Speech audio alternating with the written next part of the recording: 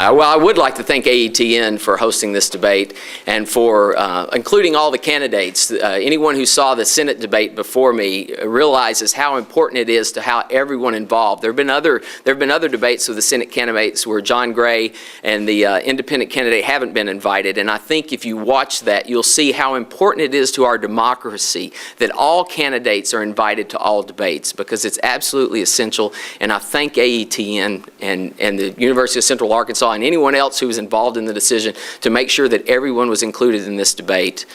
There are more political parties in this state. The Green Party just happens to be the only one that does what it takes every year to get on the ballot. And I encourage people all over the state, if you don't agree with what I believe in and you want to there are other political parties out there that I promise you represent you.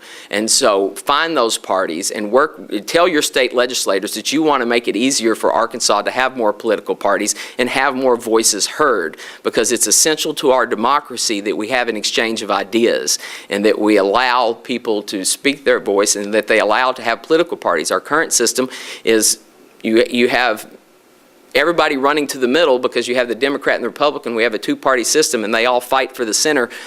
You'll notice Congressman Ross, nowhere on his website, nowhere on his campaign, nowhere on anything he does do you see the word Democrat, because he's become so conservative. At any day now, if the tide turns, he may swip to the Republican Party, because he's not that different from them. That's what's happened in our democracy if they become so similar. I pointed out in my opening statement about all the things that Congressman Ross and Ms. Rankin agree on. And so it's essential for our democracy that we expand the process, we hear from everyone, and I think I couldn't be more proud of John Gray and the job he did in the Senate debate. I think he showed why he's the best man for the job.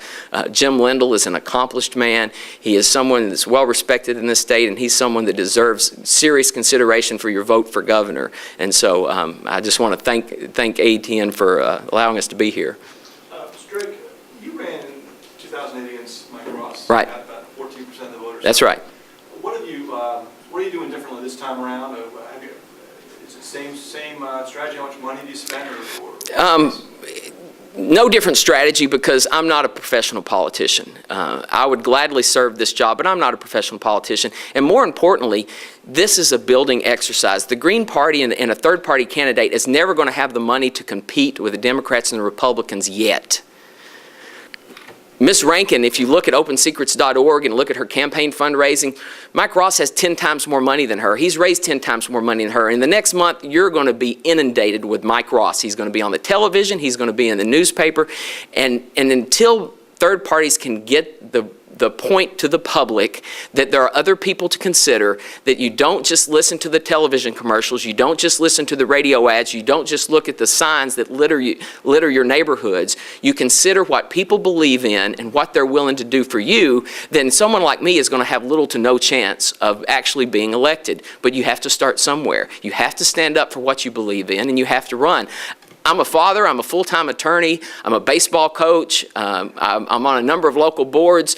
I don't travel this state. I have it as my career as an attorney. I've traveled this state for work, but I don't travel this state. I'm not a politician, I'm not a professional campaigner, and I don't have the money. You won't see me on OpenSecrets.org because my campaign hasn't raised $5,000. You don't have to file reports if you haven't raised the $5,000, and I didn't last time either. I'm not about raising money. I don't want the poor people of Arkansas who are working 2 jobs to make ends meet to send me money. Take care of your family.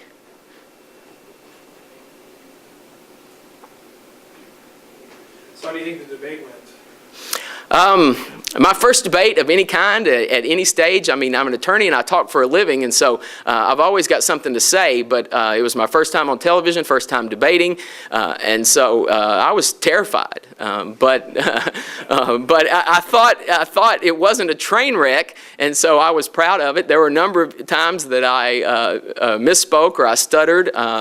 I hope when I go back and look at it, I didn't completely, confuse Iraq and Iraq and Iran. At one point, I'm saying, did I say we invaded Iran? And so, I know the difference, but it's one of those things when you're up there, when you're up there with the lights on and the pressure on. My 2 opponents are professional speakers. Mike Ross Ross is a polished campaigner, and Beth Ann Rankin makes her living as a motivational speaker. And so if I came in a close third, then that's a win. That's a win. And so you got to take what you can get.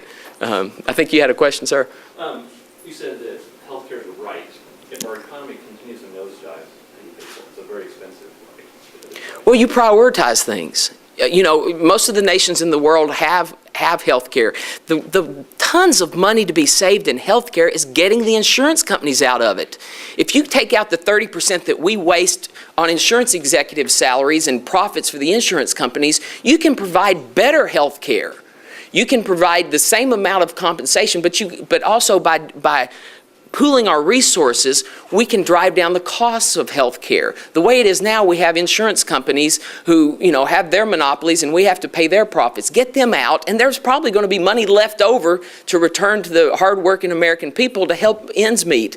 But the very fact of the fear of not having bankruptcy because your kid is sick. I have 2 kids right now. I have three in all, but I have 2 kids with strep throat right now. I happen to have a little bit of insurance, and I have enough money that I can pay for a doctor. But 2 kids with strep throat is just earth-shattering to a hard-working person who barely makes ends meet. And so we've got to get the insurance companies out of it, and that's how we pay for it. There's so much money going to waste by having the middleman. Cut out the middleman, and you can provide better health care for everyone, and you can provide health care for everyone, because health care really is a human right. It's something that we as a society, and we have to change our attitude toward health care. There's no money in preventative care. There's no money in telling people to quit smoking. It's only the government that are sponsoring the quit smoking ads. It always has been. The money's in treating people. The money's in giving you pills. There's no money in saying you don't need a pill for everything. Look at nightly television. There's a pill for everything. And that's because that's where the money is, and they pay for those ads. The other thing about these campaigns is you have to look at where Mike Ross's money's coming from. It's coming from everybody he votes for. It's coming from the oil and gas industry. It's coming from the pharmaceutical industry.